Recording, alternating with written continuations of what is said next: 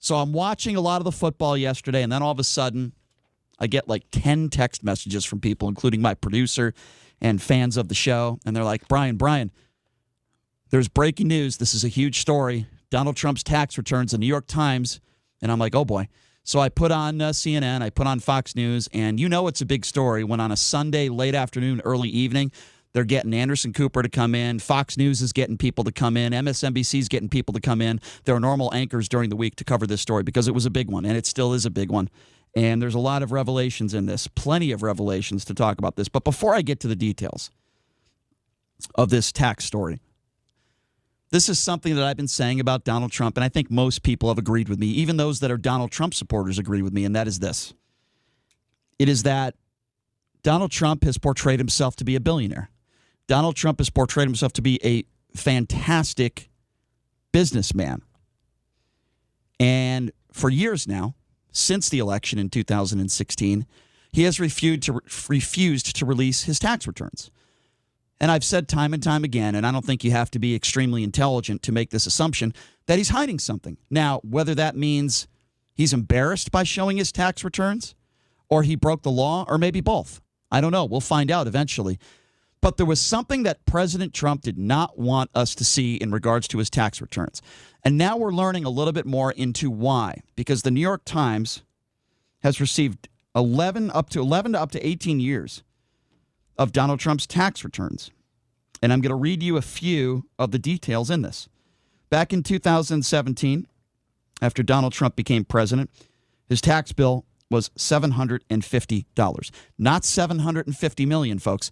$750. Those making minimum wage, getting paid every 2 weeks, make more money than that. He has reduced his tax bill with questionable measures, including $72.9 million tax refund that is the subject of an audit by the Internal Revenue Service. Many of his signature businesses, including his golf courses, report losing large amounts of money, losses that have helped him to lower his taxes. The financial pressure on him now increasing as hundreds of millions of dollars. They're reporting over $400 million in personal loans that he is guaranteed, supposed to at least, pay off in the coming few years.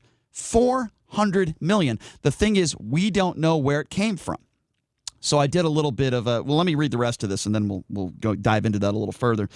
Even while declaring losses, he's managed to enjoy a lavish lifestyle by taking tax deductions on what most people would consider personal expenses, like $70,000 in hairstyling.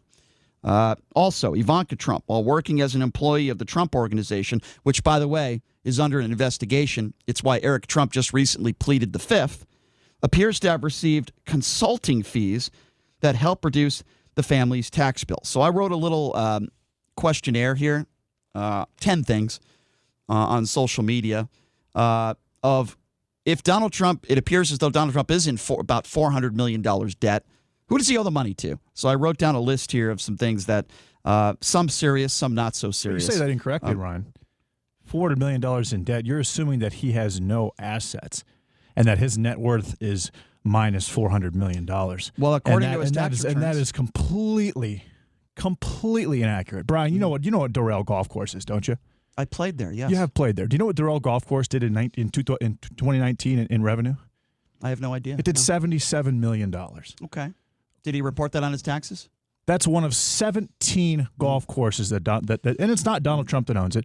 It's the Trump Organization. Okay. Do you know why Donald Trump isn't paying taxes?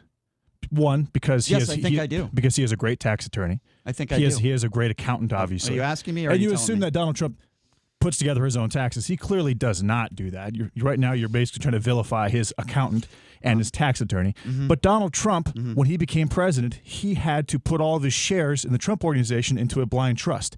The $400,000 a year he gets as president, he doesn't take into that money. So my question to you is, Brian, where is Donald Trump making money as president of the United States, and why would he be paying taxes on money he isn't making? Okay, so let me answer that question. He also paid $1.2 million and $4.1 million to the U.S. Treasury Department in 2016 and 2017 to cover the taxes he was expected to not pay in the next 3 years. Brian, if I can yeah, answer please your do. Please answer the question. I don't remember the first question you asked me in there. I think there were several. I don't remember them because you didn't. Well, let me answer. I asked you about Darrell. You said you played it. Okay, so in regards to your question about Trump as president, these tax returns go back 18 years, okay? Way before he was a politician, way before he was running for president. So we could leave that one right there. As far as the money that he made, according to his tax returns, 10 of the last 15 years, he reported that he didn't make any profits, that he lost money. In fact, we have a soundbite of 1 year where he said he made in upwards of $400 million in profits, yet that year in his tax returns, he claimed he had a loss of close to $50 million. Well, again, keep in mind with real estate, you can own, like for example, he owns Mar-a-Lago. Mar-a-Lago, the real estate is worth $250 million. He can make no money on that. He can pay people to work there for a year and lose money. But Mar-a-Lago, the value of Mar-a-Lago doesn't go down. So what we're saying here is that, yeah, he probably does own 17 golf courses, and Doral makes a lot of money, and maybe some lose money. So collectively, he's losing money on his golf courses, but he still owns the real estate, and the real estate has value, Brian. And that's what's not being factored in here. Do you know Trump Tower in Chicago was a $1.2 billion project? Okay. So he also has situations like what happens in Waikiki, right, where and the same thing happened with Trump University, where he licenses his name and gets paid on a yearly basis for that. So Donald Trump has revenue streams, but is it possible that through, and if you look at the $70,000 for his haircuts, that could be construed as a marketing expense, Brian. Okay, you call it a personal expense. It can be construed as a marketing expense. Okay, so let's go. And again, that's all on Donald Trump's accountant and Donald Trump's tax attorney. So you got to let me respond. That's not on Donald Trump himself. Okay, now let me respond to everything that you said. First of all, for you to say, oh, this has nothing to do with Donald Trump, it's all his personal accountant, Donald Trump has nothing to do with this, is absurd. Well, do you think he does his own taxes? If I could please finish now. I've spoken for 8 seconds. Please let me talk now. My turn. Okay, to say that this is all on his accountant and this has nothing to do with Donald Trump would be like, let's blame Wesley Snipes' accountant for not paying taxes. It has nothing to do with Wesley Snipes. So if I could finish, please. If I can finish, please. Brian, what you're doing is totally incorrect. I don't care what you think right now. This isn't tax evasion. Listen, I don't care. This is tax avoidance. Okay, this is his accountant and his attorney following the tax code and doing it totally legally. There's a huge difference there. You're conflating what Wesley Snipes did and what Donald Trump's tax attorney. First of all, and I would say that it's absurd. It's absurd for you to assume that Donald Trump does his own taxes and is his own accountant. He is not. That's all I'm saying. I'm saying he hires people to do these things, and they're following the law to a T. They're not breaking any laws, Brian. Okay, so I didn't interrupt you. I let you state your case. Right now, I don't care what your opinion is because I'm stating my case. You've interrupted me 3 times to start the show. I will ask you for a 4th time. Can you please let me respond to what you're saying without interrupting me? Please. By the way, everything that you're saying right now, the Manhattan District Attorney would disagree with you. The law would disagree with you. Okay? What I was trying to say was to say that this has nothing to do with Donald Trump and he's not responsible and it's his tax attorney is absurd. That's like saying Wesley Snipes' tax attorney is legally at fault and Wesley Snipes shouldn't go to jail. That is completely and utterly absurd. Again, you're interrupting me again. Because you're saying that he committed a crime. He didn't commit a crime, Brian. You have to let me finish my thought. You compared it to Wesley Snipes. Wesley Snipes committed a crime. Right now, when you make that comparison, you're now saying that Donald Trump's tax attorney and Donald Trump's accountant committed a crime, and that didn't take place. That's incorrect. That's all I'm saying, Brian. You can have your opinions. Quite frankly, I don't care what your opinions are. You can have them and you can share them on the air.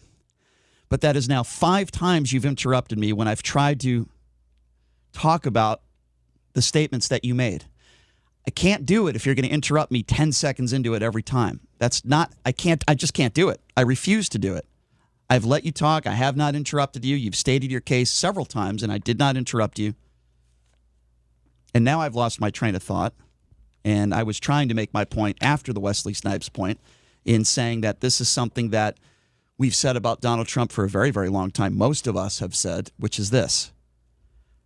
Donald Trump, for years, has portrayed himself to be this wonderful businessman, this great businessman that's a billionaire that has all this money and is so successful. And I've said time and time again, there's a reason why he didn't want to show his tax returns. It could be because he broke the law. But there's certainly things in there that are embarrassing to him that he doesn't want released to the general public. This idea that he's been under audit for almost 4 years now is absurd. The Manhattan District Attorney, this is a case where I think he's going to be in some legal problems when he leaves office. I don't know when that is going to be. The bottom line is he's $750 in taxes. And by the way, he did that after he became president of the United States so that he can say he did pay federal taxes. That's another issue. So there's a lot of people out there that are this report has raised a lot of eyebrows, and this is something that is certainly going to be brought up. There's no question tomorrow in the debate with Joe Biden and Donald Trump. This is going to be addressed then. He's going to have to address it, and I would imagine he's calling it fake news, and it's fake. But here's the thing, ladies and gentlemen. If it's completely fake and it's a bunch of lies, then all the president has to do is release his tax returns. But he refuses to do so. He can file a defamation lawsuit against the Times. He could show evidence that the New York Times is lying. Let me tell you something, ladies and gentlemen. This is not a lie. This is not fake news. This is accurate. I believe the New York Times is telling the truth. I believe they got these reports from somebody. Now, it could be the DA. I don't know who gave them these tax returns, but they have them. They're real. And we haven't seen them. And if and the they're president, not going to talk about the source. And if they're the not going to president, release the source. Okay, I don't believe the New York Times faked or phonied Donald Trump's tax returns and did this story. I'm sorry, I don't believe a publication like that lied. And it's very simple. If they are phony, which they're not, but if they were phony and if these were lies, it's very simple. All the president has to do is release his tax returns to prove that it's false. But the president is not doing that, and that is all I need to know that this story is real and what Donald Trump is saying is a lie.